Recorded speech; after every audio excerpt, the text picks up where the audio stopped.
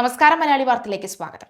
കേന്ദ്ര ഏജൻസികളുടെ അന്വേഷണങ്ങൾക്ക് പിന്നാലെ സംസ്ഥാന ഭരണകക്ഷിയായ CPM-നെ കൂടുതൽ രാഷ്ട്രീയ പ്രതിസന്ധിയിലാക്കി തലസ്ഥാനത്ത് പുതിയ നിയമ പോരാട്ടം.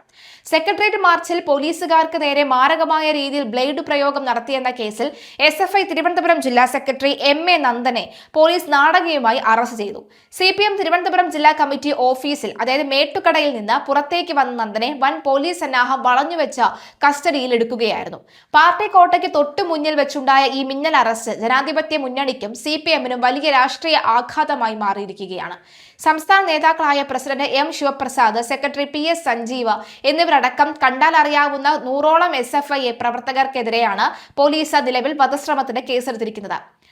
ED കേസുകൾ പോലെ തന്നെ പാർട്ടിയെയും വിദ്യാർത്ഥി സംഘടനയെയും വരിഞ്ഞു മുറുക്കുന്ന കടുത്ത വകുപ്പുകളാണ് പുതിയ കേസിൽ പോലീസ് ചുമത്തിയിരിക്കുന്നത് എന്നതിനാലാണ് വരും ദിവസങ്ങളിൽ കൂടുതൽ പ്രമുഖ നേതാക്കളുടെ അറസ്റ്റിലേക്ക് കാര്യങ്ങൾ നീങ്ങുമെന്ന സൂചന.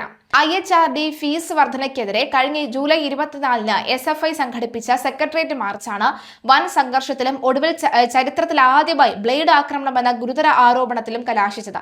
കേസിൽ പ്രതിയായ ജില്ലാ സെക്രട്ടറി നന്ദൻ ഒളിവിൽ പോകാതെ പാർട്ടി ഓഫീസിനുള്ളിൽ അഭയം തേടിയിരിക്കുകയായിരുന്നു. ഇന്നലെ ഉച്ചയോടെ ജില്ലാ കമ്മിറ്റി ഓഫീസിൽ നിന്ന് പുറത്തിറങ്ങിയ നന്ദനെ നേരത്തെ തന്നെ രഹസ്യ വിവരത്തിന്റെ അടിസ്ഥാനത്തിൽ കാത്തുനിന്ന കൺട്രോൾമെന്റ് പോലീസ് സംഘം നിമിഷങ്ങൾക്കകം ജീപ്പിലേക്ക് കയറുകയായിരുന്നു. പാർട്ടി ഓഫീസിന് മുന്നിൽ വെച്ച് ജില്ലയിലെ പ്രധാന നേതാവിനെ തന്നെ പിടികൂടാൻ പോലീസ് കാണിച്ച ആർജവം സർക്കാരിനെയും പാർട്ടിയെയും അണികൾക്ക് മുന്നിൽ പ്രതിക്കൂട്ടിലാക്കിയിരിക്കുകയാണ്. സാമ്പത്തിക ക്രമക്കേടുകളായി ബന്ധപ്പെട്ട ED കേസുകൾ പാർട്ടിയെ രാഷ്ട്രീയമായി പ്രതിരോധത്തിലാക്കിയെങ്കിലും പോലീസുകാരെ ബ്ലേഡ് കൊണ്ട് ആക്രമിച്ചെന്ന കേസിൽ പാർട്ടിയുടെ പ്രതിച്ഛായയ്ക്ക് വലിയ മങ്ങലേൽപ്പിച്ചിരിക്കുകയാണ്. സമരമുഖമായി മാരകമായുധങ്ങളായി SFI ഇറങ്ങുന്നു എന്ന പ്രതിപക്ഷ ആരോപണത്തിന് അടിവരയിടുന്നതാണ് പോലീസിന് നിലവിലെ കണ്ടെത്തലുകൾ. വഴിതടയൽ, പൊതുമുതൽ നശിപ്പിക്കൽ എന്നിവയ്ക്ക് പുറമെ മാരകായുധങ്ങൾ ഉപയോഗിച്ച് ജീവഹാനി വരുത്താൻ ശ്രമിച്ചതിന് പുതിയ ക്രിമിനൽ നിയമമായ ഭാരതീയ ന്യായ സംഹിതയിൽ വകുപ്പ് 118(1) നേതാക്കൾക്കെതിരെ ചുമത്തിയിരിക്കുന്നത്. ഇതിൽ പെട്ടെന്ന് ജാമ്യം ലഭിക്കില്ല എന്നത് SFI സംസ്ഥാന നേതൃത്വത്തെയും ആശങ്കയിൽ ആക്കുന്നുണ്ട്.